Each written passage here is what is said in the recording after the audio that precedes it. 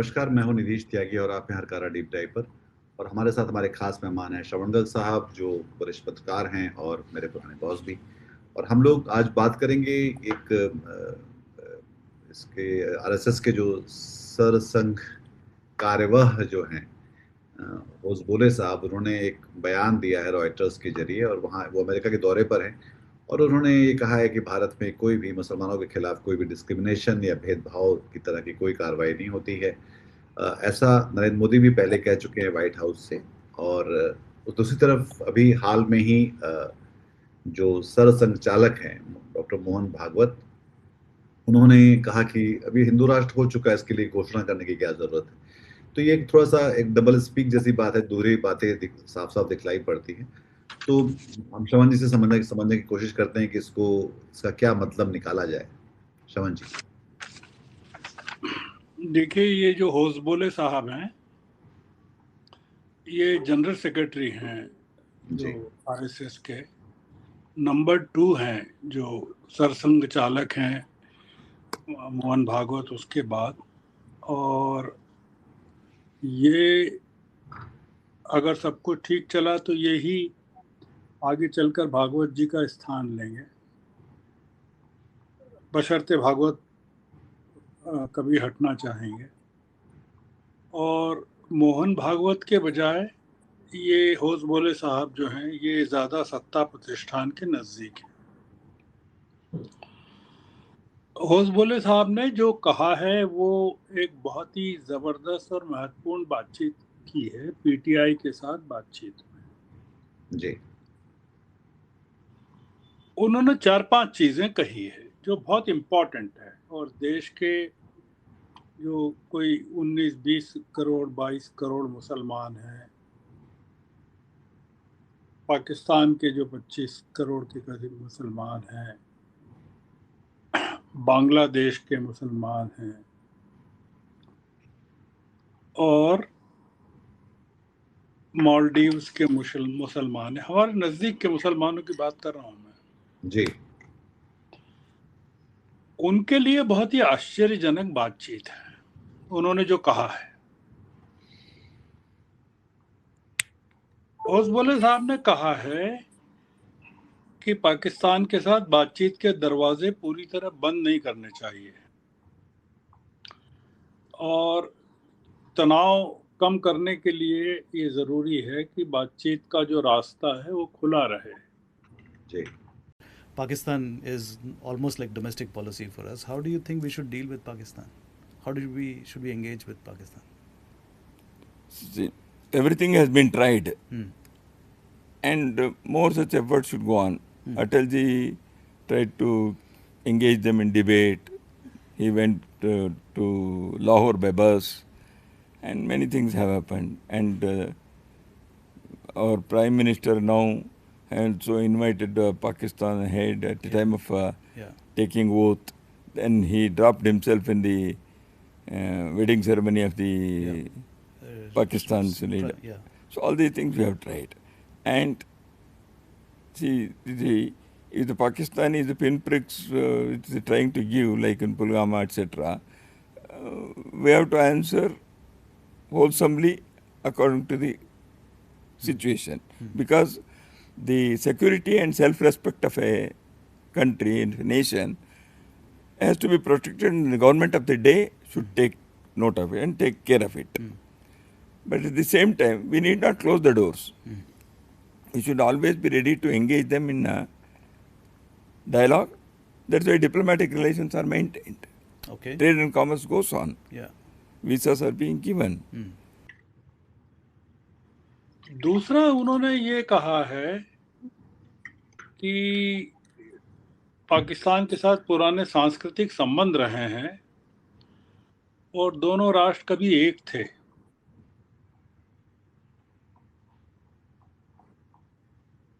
तीसरा उन्होंने कहा है कि पीपल टू पीपल कांटेक्ट होना चाहिए, और उसके लिए उन्होंने कहा है कि जो खिलाड़ी हैं, जी, वैज्ञानिक हैं, सिविल सोसाइटी के जो लोग हैं, उनके साथ संबंध होना चाहिए उनका। और एक वीज़ा की जो पॉलिसी है वो लिबरलाइज होना चाहिए इस संबंध में, पीपल टू पीपल कॉन्टेक्ट के संबंध में। उन्होंने कहा अटल जी ने कोशिश की थी बस यात्रा के जरिए, मोदी जी वहाँ गए शादी वादी में किसी की और तमाम उन्होंने, और मोदी जी ने अपने 2004 के शपथ समारोह में भी नवाज शरीफ को बुलाया था। ये तमाम चीज़ें उन्होंने कही, पर पाकिस्तान ने उस तरह से रिस्पॉन्ड नहीं किया।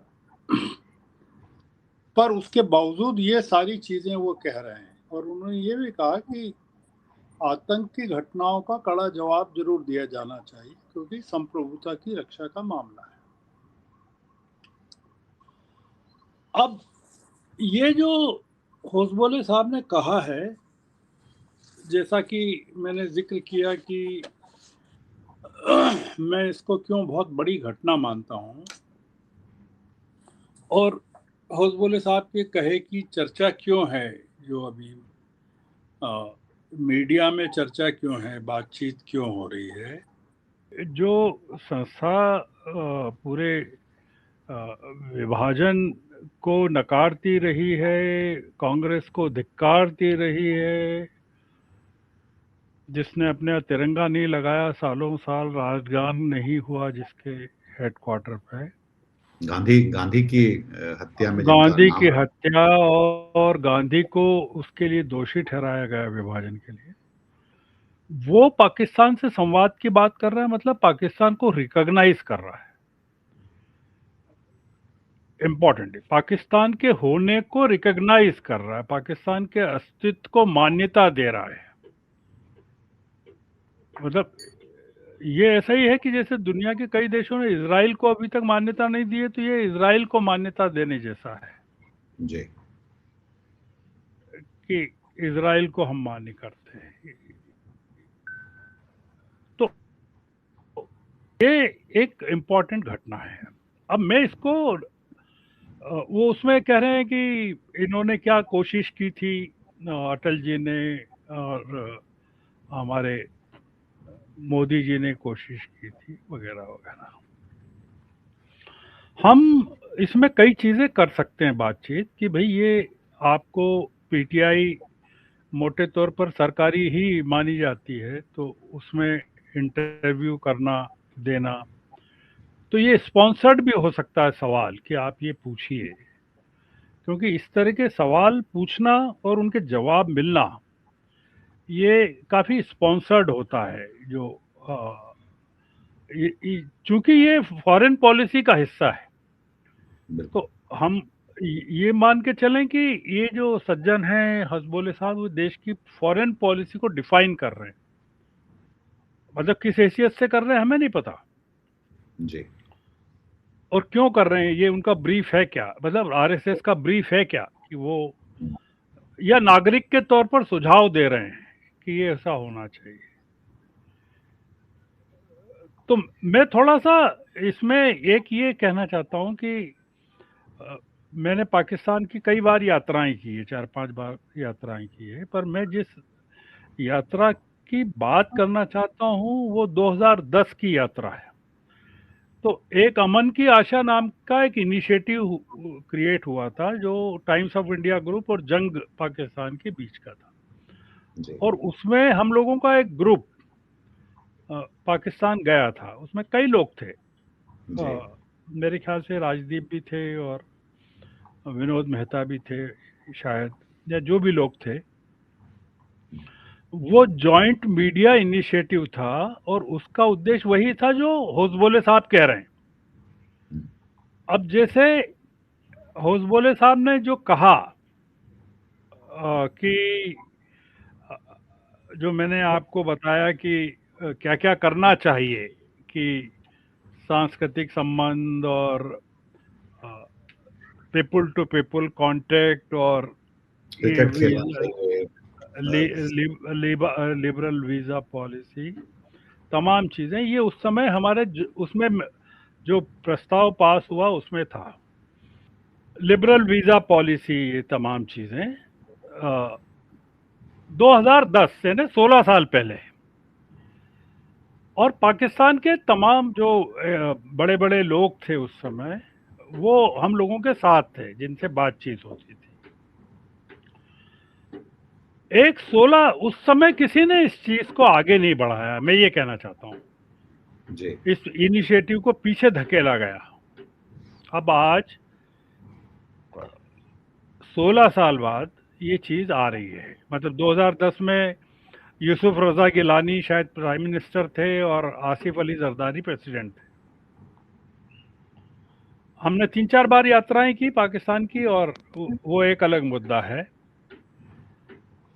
अब हम इसमें से ये जो कहा है, इसको लेकर कई तरह की चर्चाएं हैं, जी बहुत सारी चर्चाएं हैं।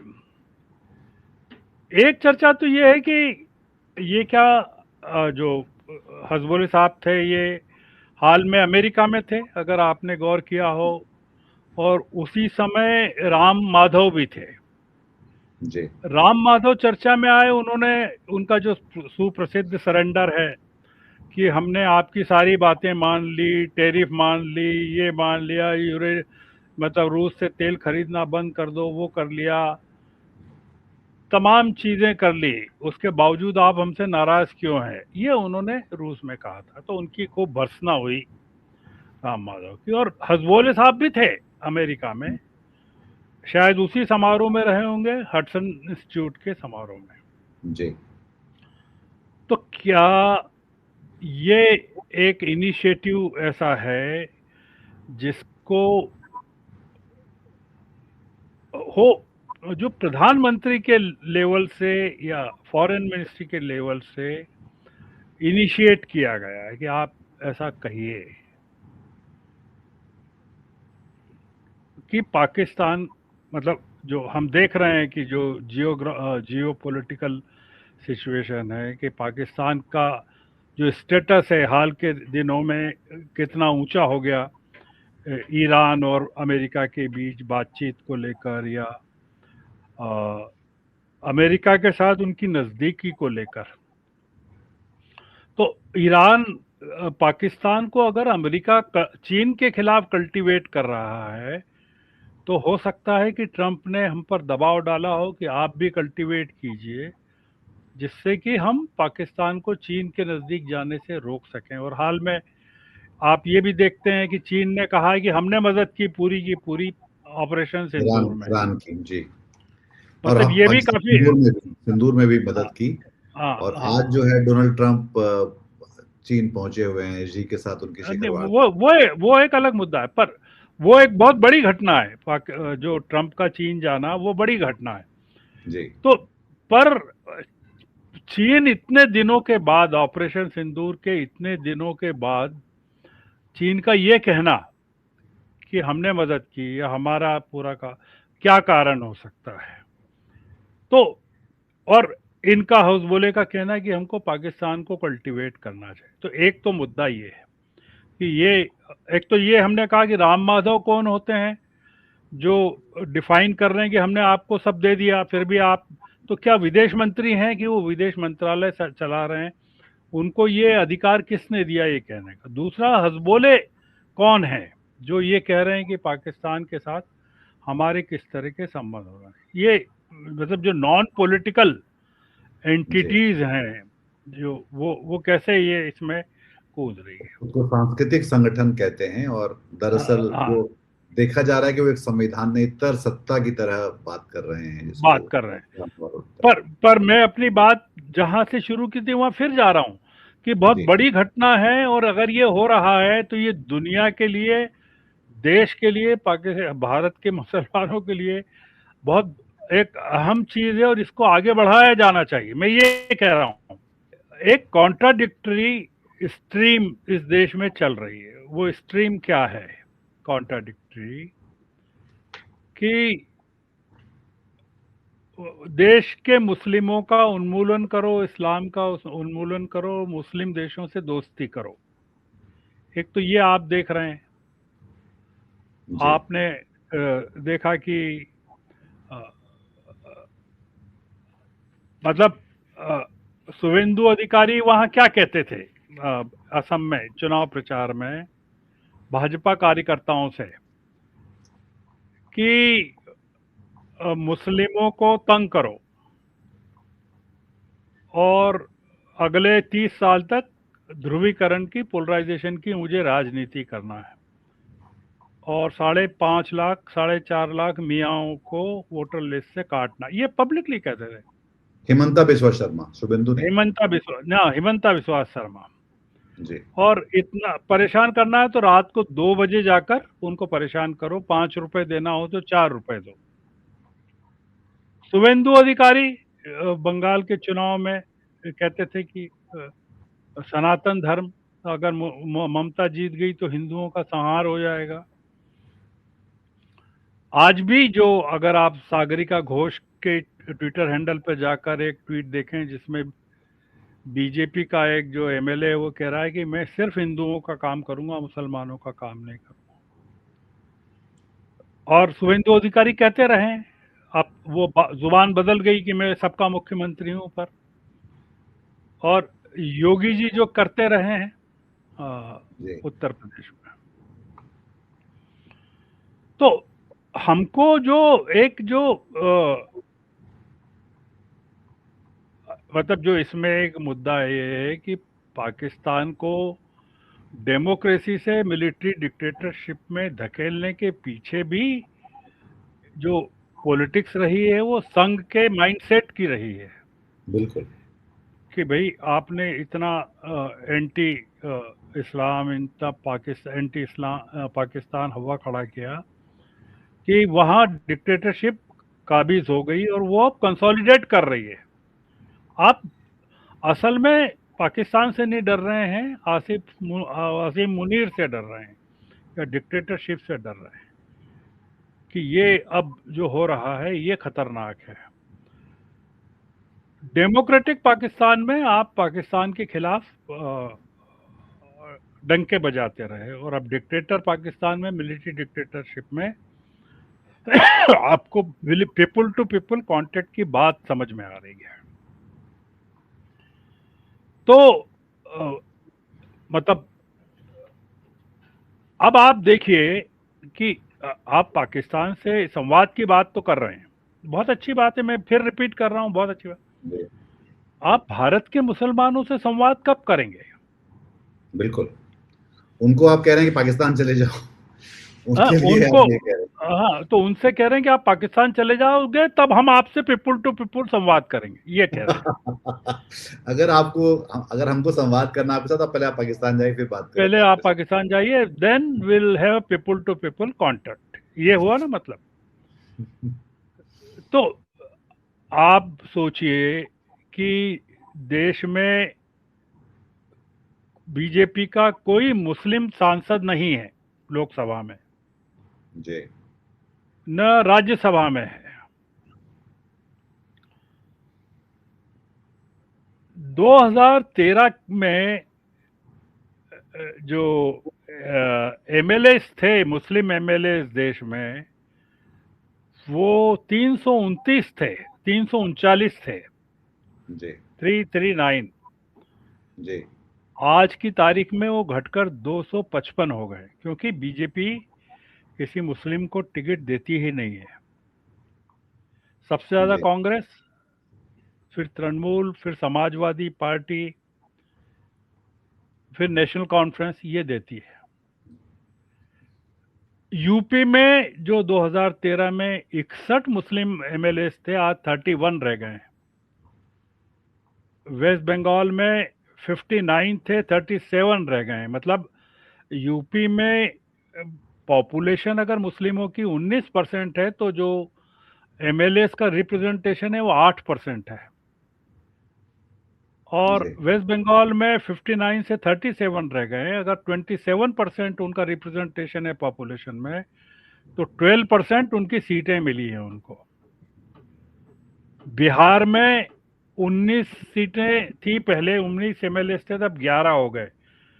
मतलब 17% पॉपुलेशन थी, 4.5% रिप्रेजेंटेशन। राजस्थान में 11 थे, 6 रह गए। तो गुजरात में पहले 2 थे केवल, अब 1 रह गया है। छत्तीसगढ़ में एक भी नहीं है। आप अगर मतलब हाईएस्ट जो है कांग्रेस के 61 हैं मुस्लिम एमएलए, नेशनल कॉन्फ्रेंस के 39 है कश्मीर में, और तृणमूल कांग्रेस और समाजवादी पार्टी के 34 हैं। बीजेपी के सिर्फ 2 हैं, वो मजबूरी में है क्योंकि एक मणिपुर में है और एक त्रिपुरा में है। जी अभी जो हाल के जो चुनाव हुए 5 राज्यों के, उसमें 104 मुस्लिम एमएलए चुने गए और मतलब 14%, 14.36% जो टोटल था 723 जो इलेक्टेड एमएलए हैं, उसमें एक भी एमएलए नहीं है बीजेपी का, क्योंकि किसी को बीजेपी ने किसी को टिकट ही नहीं दिया। तो मतलब आप 4 स्टेट और एक यूनियन टेरिटरी में किसी को अगर नहीं दे रहे हैं, और 492 डिस्ट्रिक्ट ऐसे हैं जो जहां मुस्लिम जो हैं 40% से ज़्यादा हैं। जी तो क्या है कि जो पूरा मामला है वो ये है कि हम जिस बात को कंक्लूड करना चाहते हैं, जहाँ ले जाना चाहते हैं, वो ये कि इन्होंने जो कहा हमारे हसबोले साहब ने, जी वो बड़ी ऐतिहासिक बात कही है। हालांकि उनकी बातचीत का किसी ने एंडोर्समेंट नहीं किया है। आपने देखा होगा कि किसी बीजेपी के नेता ने उसको वाह नहीं कहा है। जी आपने ये भी देखा होगा कि किसी मुस्लिम लीडर ने उस पर रिएक्ट नहीं किया है। अगर आपने जी पूरा पॉलिटिकल स्पेक्ट्रम देखा होगा तो किसी ने उस पर रिएक्ट नहीं किया। आपने देखा होगा कि पाकिस्तान से इस बारे में कोई ऑफिशियल या अनऑफिशियल रिएक्शन नहीं है,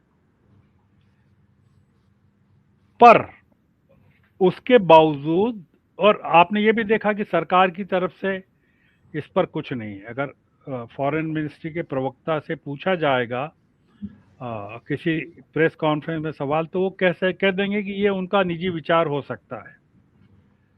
वो जो जी जी जायसवाल हैं वो कह देंगे कि भाई इस बारे में हमारा कोई कहना नहीं है।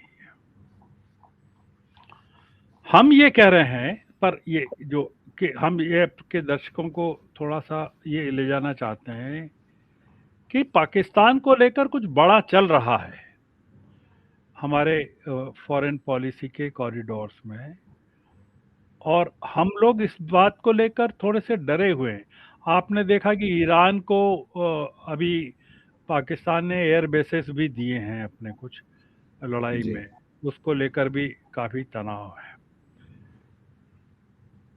इनकी चीन की यात्रा जो है ट्रंप की, वो काफ़ी क्रूशियल है, बहुत क्रूशियल है, जी जी क्योंकि उस यात्रा का संबंध ईरान से है, उस जी यात्रा का संबंध यूक्रेन से है, क्योंकि चीन जो है पूरी तरह ईरान के साथ खड़ा हुआ है, और ये जो स्टेट ऑफ हॉर्मुज़ है उसको खोलने के लिए बहुत बेताब हैं।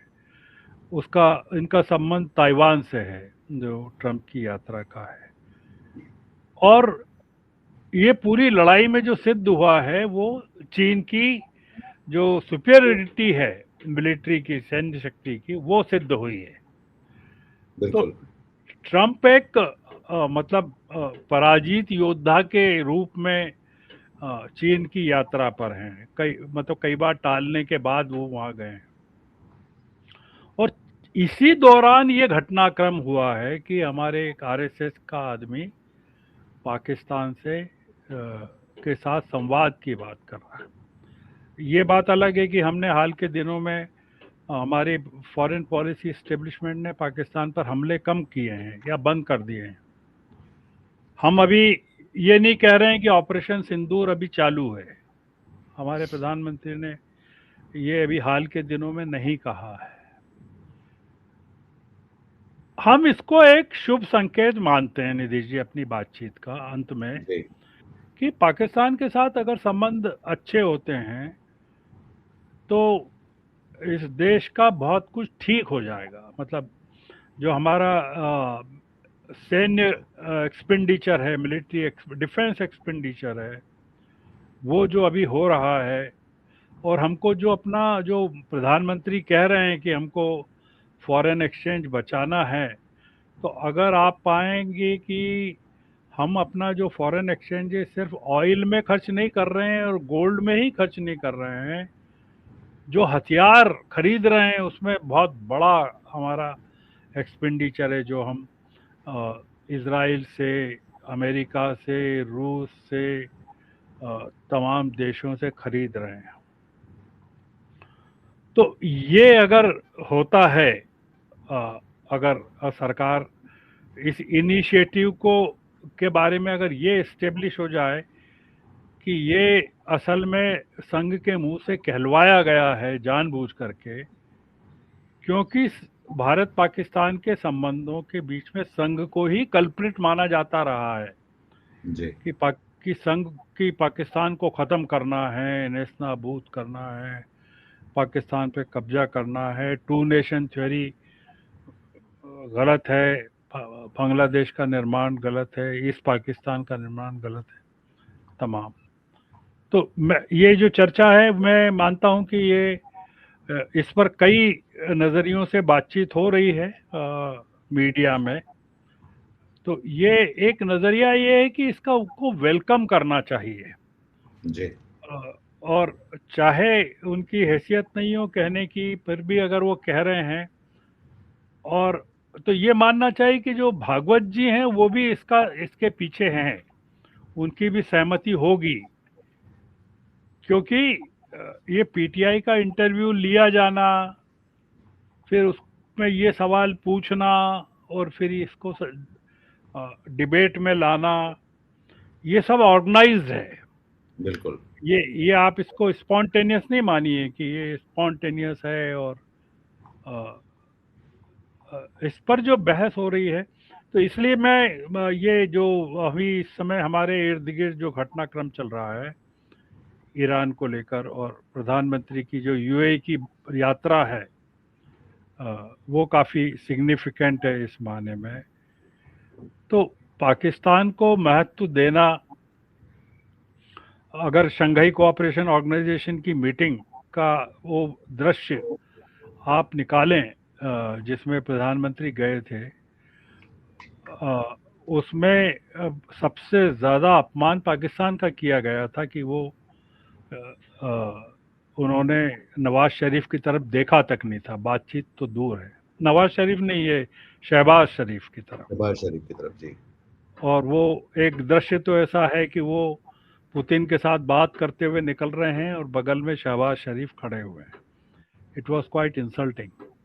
वहाँ से निकल के आप यहाँ आ गए हैं कि पाकिस्तान ने अपने आप को इतना बदल लिया है कि वो ग्लोबल सिनेरियो में इतना महत्वपूर्ण हो गया है, और आप नहीं है, मतलब आपसे को पूछ नहीं रहा है कि आप विश्व गुरु हैं तो बातचीत, आप जो मीडिएटर का काम कीजिए, आपको कोई पूछ नहीं रहा है, दाने ही नहीं डाल रहा है कि ईरान और अमेरिका के बीच में बातचीत का सेतु आप बनिए, न कोई पूछ रहा, न यूक्रेन के साथ बातचीत में आपको कोई पूछ रहा है। तो भारत ऐसे समय जबकि पूरी तरह दुनिया में आइसोलेट हो गया है,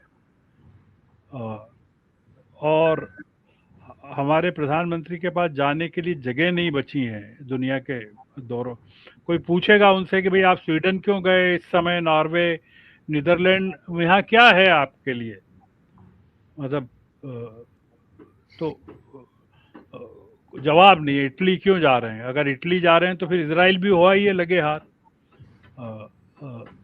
तो अमेरिका भी हुआ ही है।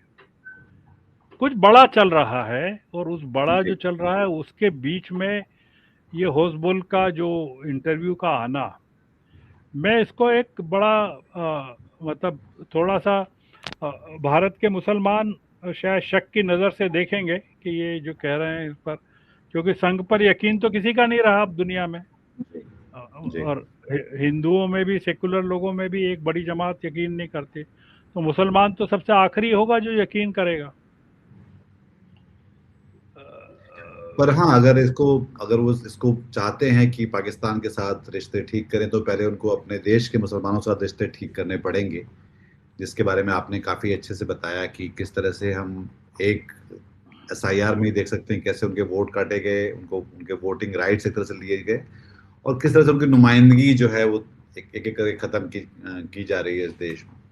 तो ये तो एक तथ्य है ही जिससे निपटना पड़ेगा। पर अगर आप सोचते हैं कि दक्षिण दक्षिण एशिया में इन देशों के साथ अगर आपको फिर से बनना है, कल को बांग्लादेश के साथ भी आपको बात करनी पड़ेगी, और जब जब भी ये व्यापारिक घाटे बढ़ेंगे तो उसका रास्ता यही है कि दक्षिण एशिया अपने आप में एक ट्रेड की इकाई की तरह काम करे।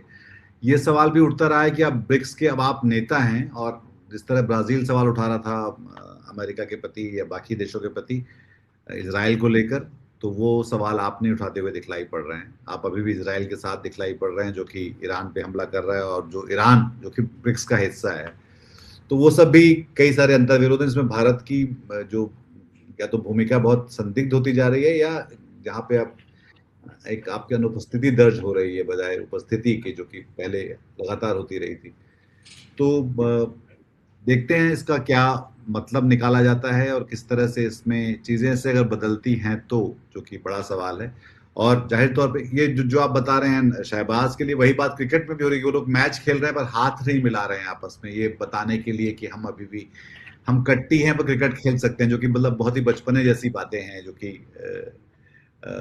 आईसीसी और बीसीसीआई ने जो करवाई है हमारे हमारे क्रिकेटरों से और पाकिस्तान के क्रिकेटरों से, जो कि अपने आप में एक हमेशा बड़ा खेल रहा है। इसी तरह से संस्कृति में जो चाहे वो बॉलीवुड है या म्यूजिक है, उस सब में हम लोग लगातार पहले भी कोलैबोरेट करते रहे हैं, तो वो एक बड़ी चीज है जो कि अगर होगी तो बहुत नहीं अच्छी नहीं, बात है। आपने चूंकि ब्रिक्स की बात कही तो मैं केवल एक चीज कहना चाहता हूं कि ब्रिक्स में चाइना, रशिया, इंडिया, ईरान, ये 4 देश हैं, मतलब बहुत जी सारे देश हैं। ब्रिक्स जी में पाकिस्तान भी है, जी और आप मतलब पाकिस्तान, आप ब्रिक्स की सदारत कर रहा है भारत, और जी ब्रिक्स में पाकिस्तान भी है, ठीक है। जी नहीं, ये सॉरी, ब्रिक्स में Russia, India, Brazil, Russia, China, हाँ, ब्रिक्स में रशिया, इंडिया, चाइना और ईरान है, ईरान और यूएई हाँ भी है। हाँ, यूएई, सऊदी अरेबिया वगैरह तो हैं ही। पर मैं जो 4 कॉमन देश हैं वो बता रहा हूँ कि रशिया, इंडिया, चाइना और ईरान है। जी और शंघाई कोऑपरेशन ऑर्गेनाइजेशन में भी चारों कॉमन है, चाइना, रशिया, इंडिया और ईरान है, पर जी पाकिस्तान भी है। जी अब आप ऐसी स्थिति में कि 4 देश कॉमन है ब्रिक्स में और एससीओ में, और एससीओ में पाकिस्तान भी इम्पोर्टेंट है, आपको ट्रेड बढ़ाना है अपने, आप देख रहे हैं जो हालत है आपकी, वो एक अलग विषय है, अभी नहीं करते हम कि ये जी प्रधानमंत्री के ऑस्टेरिटी मुहिम का जो बेसिक है वो कहाँ जा रहा है, वो बचत की तरफ जा रहा है, वो जनरेशन की तरफ नहीं जा रहा है, कि मतलब हमको रेवेन्यू जनरेट कहाँ से करें, वो तो नहीं है। अभी तो 1.5 किलो दूध घर में मंगाते थे तो बच्चों को नहीं देंगे, आधे किलो मंगाएंगे, वो चल रहा, आधा लीटर ही मंगाएंगे, ये चल रहा है। जी हम उस पर अभी बात नहीं कर रहे हैं, हम ये बात कर रहे हैं कि आप अफोर्ड नहीं कर सकते ये जो चीज़ है कि हम आपसे बात नहीं करेंगे। तो मैं आखिरी बात फिर कह रहा हूं कि हौसबोले का बयान चाहे जहां से प्रेरित हुआ हो, वो आरएसएस के बड़े आदमी हैं, मोदी जी के नज़दीक हैं, भागवत से ज़्यादा नज़दीक हैं, वो अगर कुछ कह रहे हैं तो ये इम्पोर्टेंट है। और मैं ये जो मैंने कहा कि 2010 का मैंने एक इनिशिएटिव आपको बताया था, अमन की आशा का, जी उसके अगर आप रिपोर्ट देखें, और अभी जो ज़रूरत है ये एग्जैक्टली वही है जो हम बिल्कुल लोगों ने उस समय तैयार की थी बातचीत में। तो इसका स्वागत करना चाहिए, और शक करने के लिए तो देखिए बहुत सारी चीज़ें हैं कि क्यों कहा, क्या ज़रूरत थी इस समय। हमको शक नहीं करना चाहिए, हमको इसको मुहिम को आगे बढ़ाना चाहिए। अगर हम यकीन करते हैं कि देश में कम्युनल हार्मनी की ज़रूरत है, तो अगर जो इस पूरी डिसहार्मनी के जिम्मेदार लोग हैं वही अगर इस चीज़ की बात कर रहे हैं, तो क्यों नहीं उनको मॉनिटर बना दिया जाए क्लास का, मतलब सबसे शैतान नहीं, आदमी वो को ही कहा अमल जाए कि अमल रात अमल अमल में लाके दिखाना चाहिए उनको, जो कि सीधी सी बात है कि अगर आप एक बात कह रहे हैं तो अमल में लाके दिखाएं उसे। अच्छी बात है, अगर ऐसा हो सके तो बहुत अच्छी बात है। हालांकि तो अभी संघ तक जो का है रिकॉर्ड ऐसा नहीं है। दिल्ली संघ अपना एक डेलीगेशन जो है वो कल्चरल एक्सचेंज के लिए भेज दे पाकिस्तान, वहाँ से बुला ले, तो मेरे ख्याल से एक बड़ा इनिशिएटिव होगा। और देश के जो 20-22 करोड़ मुसलमान हैं वो निश्चित रूप से किसी ऐसी पहल की तरफ ईमानदारी से देखना चाहेंगे। और देश में दंगे अगर कम होते हैं तो भगवा वस्त्रों का बिकना भी थोड़ा सा कम हो जाएगा। तो आज की बातचीत को हम यहीं बिल्कुल यही। समाप्त करते हैं जी। बहुत बहुत शुक्रिया सर, बहुत बहुत शुक्रिया दर्शकों आपको इसमें शामिल होने के लिए। अगर आपको ये बात अच्छी लगी तो उसको शेयर करिए, लाइक करिए और सब्सक्राइब करिए। अपना ख्याल रखिए। धन्यवाद आपका। धन्यवाद श्रवण जी। नमस्कार।